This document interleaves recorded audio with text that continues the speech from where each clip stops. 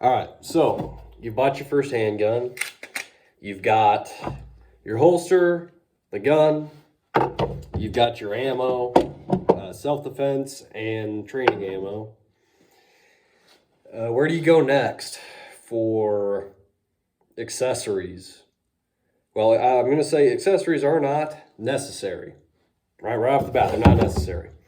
But a lot of people that get into a stage where they buy something like, and again, I'm speaking from my own personal experience here, and is reflective of a lot of other people's experience that I know personally, is you get something stock, like a Glock 19, right? Glock 19, SIG P365 XL, something like that. And you shoot it, you're getting used to it, you're getting decent with it, but you realize you could be just a little bit better or more capable in certain areas. So you start thinking, okay, what can I do to maximize this gun, this platform? So then you start looking at red dots, lights, compensators, different holsters, stuff like that. I'm going to say before you even go into that territory, get yourself some extra mags. Just right off the bat, I'd say once you get the gun itself, I mean, most new handguns come out of the box with 2 to 3 mags. And that's a pretty decent count. But depending on whether it's new or it's used, if it's used, I'd still recommend getting new mags. And not that. If not that, then getting new magazine springs, because they will wear out eventually and they'll cause malfunctions in your gun. Hopefully not when you need it most. So, try to avoid that. Get new mags, carry with the new mags, or replace your the mags that you got if it's a used gun with new springs. But having more mags than just what you carry in the gun itself is going to be nothing but useful to you. You can have dedicated carry mags, which have your self-defense ammo in them. And then you can have your range mags. If you're going to the range, you carry with your self-defense ammo, and you're unloading your mags every single time you're going to the range. You unload it, put your training ammo in, practice ammo, whatever you want to call it, and then you're firing through that, and then you're loading it back at the end of the day up with your self-defense ammo. Over time, not immediately, that's going to my understanding, wear down on the springs a hell of a lot quicker than just keeping it loaded all the time with your self-defense ammo. So I'd say get range mags. Now, I will say you should shoot all of whether your carry mags and your range mags. Obviously, your carry mags not quite as frequently as your range mags, but you should shoot all of them to know that each magazine works. Eventually, you're going to find over time, at the very least over time, you're going to find that some of your magazines are prone to certain malfunctions or failures to feed, failures to lock back, stuff like that. Now, the way I like to keep track of it is by numbering my magazines. For instance, on my carry mags, I have number 1 for my primary mag, and I carry a backup, which I have marked number 2, which you may not be able to see on the camera right there. But I number them. All the way from my carry mags, I have numbered all the way up to my my range mags, all the way up to, I think, 5 or 6. Yeah, 6. Anyhow, by doing this, I can keep track of, oh, okay, I had a malfunction with this magazine. You take out the magazine, you see what number it is, write it down on a piece of paper or mark on the magazine itself, preferably with something that you can wipe off eventually, and just keep note of that. If you can determine that it is the magazine itself, you keep having that same type of malfunction or a malfunction with that magazine, then okay, it might be time to replace the spring. And then you can do that and you move on with your life. It's also nice to not have to unload your mags, your carry mags, every single time you go to the range. So I'd say before you buy any kind of accessory, get some extra mags. From there, you can have accessories for your holsters. Eventually, realistically, you're probably going to change out the holster that you originally got with the gun, especially if you get more accessories that go onto the gun itself. But if you have a single just holster for the gun itself, it's not a wing holster, then you might get a spare mag carrier. Maybe not, just an idea. I like having an extra mag on me, somewhat just for evening out the weight on my waistband, but not necessary by any means. Personal preference. All of this is personal preference beyond the mag thing, in my opinion. I think you should absolutely have extra mags between your range mags and duty mags, carry mags. I'd say one thing that's super important for carrying every single day is a good belt. If you don't have a good sturdy belt, whether it's a super thick leather belt or some sort of basket weave belt like this, which my personal, after trial and error with a variety of different carry belts, I've come to really, really like the Segura Gear Emissary belt. Black, brass rivulets, and I think it's a brass buckle as well. Yeah, solid brass. It's fantastic. It'll keep your pants up and it'll keep your holster up. And your pants won't obviously sag up front where you have your gun. It'll be a lot more comfortable and it'll help your pistol to conceal easier. So I'd say that's another incredibly important thing right off the bat. You get the holster, get a good belt for it as well. With lighter subcompact guns, it may not be as necessary to have a thick, stiff carry belt, but you get to the subcompact area of gun size, I'd say having a good belt like this, something that when you pinch the sides, you can't fold it in over itself. Just general rule of thumb. If you can do that with your leather belt, especially if it's hot out. If it's really hot out and you wear a leather belt and you can pinch the sides of it and fold it in over itself, if there's any give whatsoever that way, then it's probably not going to be a good carry belt in the long run. Something like this, a weave belt. There are nice and thick belts out there, some by Vetter that have a lining. They're decent, but they're really thick. What I really like about the Segura Gear Emissary belt is it's thin and it looks like a normal belt for the most part. So beyond any sort of weapon-mounted accessory or body-worn accessory, I'd say one of the most, advantageous add-ons, accessories, whatever you want to call it, you can buy would be a shot timer for when you're practicing at the range. Something that you can keep track of actually how fast you're shooting. You can see how accurate you're shooting, but I think without a shot timer, it's going to be difficult to have a really good idea of actually how quick you are or how quick you're getting. The shot timer, you can see how quickly your draw is, your draw of the first shot, all the way to what your subsequent shots or even your reload times. This will keep track of all that, and you can find out how quick you are, and you can slowly try to improve on that, keeping the same accuracy and increase your speed over time. They're a tad bit expensive.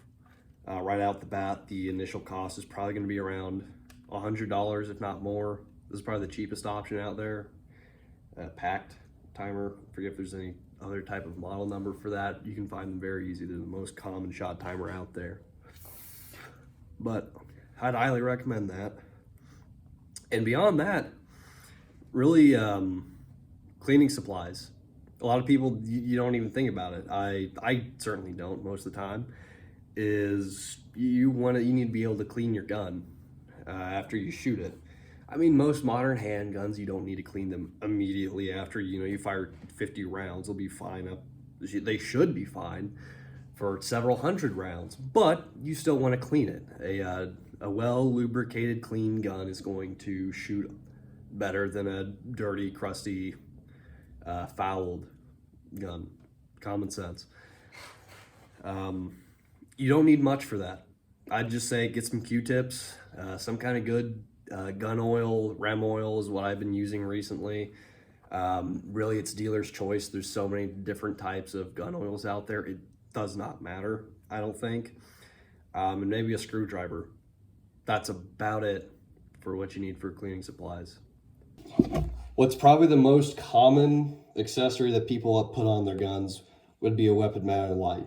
So you can shoot in the dark, or you can illuminate somewhere so you can identify your target or a threat. I'd say these are probably realistically for most people most commonly going to be used for personal defense within a household or defending your home, right? Just to be able to have your carry gun with a light on it. So you can search your house, guns in your hand, you can maintain a firm grip, both hands, while you're clearing your house. May not be a good idea, but gives a lot of people peace of mind to have that light. Or if you're out, you're going to be out in areas where if you know what time of day you're likely to be out, and if that time of day is going to be dark, why not be as prepared as possible for any lighting condition, or just changing lighting conditions. You go, it's daytime out, and you go into a dark lit area. Well, maybe having a light would be good for that, so you can see what you're looking at if you get attacked. You're probably not going to use the light, but you never know. Depends on what the purpose of your handgun is and what type of situations you might find yourself in. I'd recommend anything 500 lumens and up for a weapon mounted light. Some people would recommend 1,000 plus. I think 500 is just fine for most people. So, something by Streamlight is probably the most economic, reliable options out there on the market. Decent lights. The only problem with this, adding a light to your handgun, is if your holster isn't already set up to be light bearing, you're going to have to buy a new holster as well as the light. So be prepared for that. It'd be a good idea before you even buy the handgun to know, okay, I want to get a light added to it, and then you can right out the gate buy a holster that's light accommodating. But a lot of people, they don't think about that before they buy the handgun. They want to get the handgun, and then later on they come to the decision that, okay, I want to get the light. This was my experience several times because I've swapped out different lights on my handgun. So these things happen, but just know you're probably going to have to do that if you're going to get a weapon mounted light. So the next accessory that most people get past the weapon mounted light is going to be a red dot.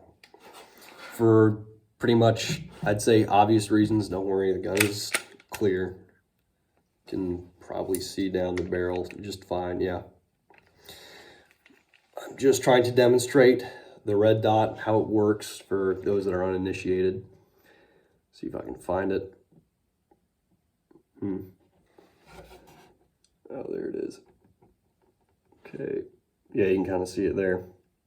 So it's going to make your gun a lot easier. It's a sighting system, so you're going to be able to pick up your sights, the red dot, pretty much in any lighting condition, so long as you are practiced with punching out and finding that dot, which takes some practice, about the same amount of practice it does with iron sights. You get used to it pretty quick. The red dot will make you a quicker shooter and a more accurate shooter. So people love the red dots. I personally love red dots. I think that it's the best sight that you can have on a handgun. They don't suit every purpose. A pocket gun may not be a good idea for a platform to put a red dot on.